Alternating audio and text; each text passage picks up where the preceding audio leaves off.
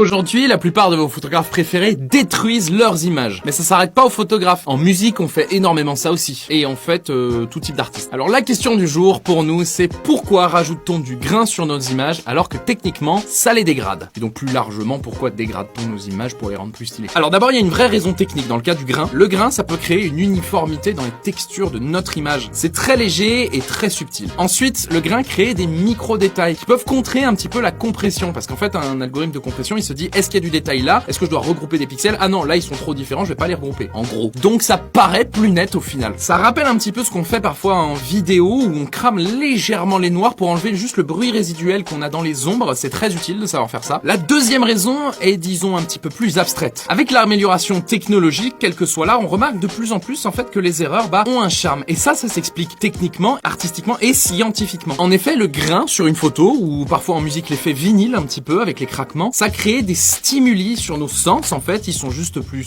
stimulés, et ça augmente notre concentration sur l'élément artistique auquel on est confronté. La troisième raison, et là je pourrais pas m'y attarder parce que c'est un phénomène neuro-psycho-socio-philosophique et j'aurais des plombes, c'est l'effet de mémoire que ça peut créer. En effet, ces erreurs vont parfois constituer des codes visuels que l'on va rattacher à certaines époques ou courants artistiques qui nous plaisent, que l'on les ait vécus ou pas. C'est la base en fait scientifique du phénomène de nostalgie. Et si tu veux débattre un petit peu de ce genre de choses avec moi, sache que je live de plus en plus sur TikTok et sur Twitch en même temps. Tu peux aller voir le lien de ma chaîne Twitch dans ma bio et moi je te fais bonne bise. Toujours, toujours dans la bise. Je sais jamais comment finir ces putains de vidéos. C'est la bise.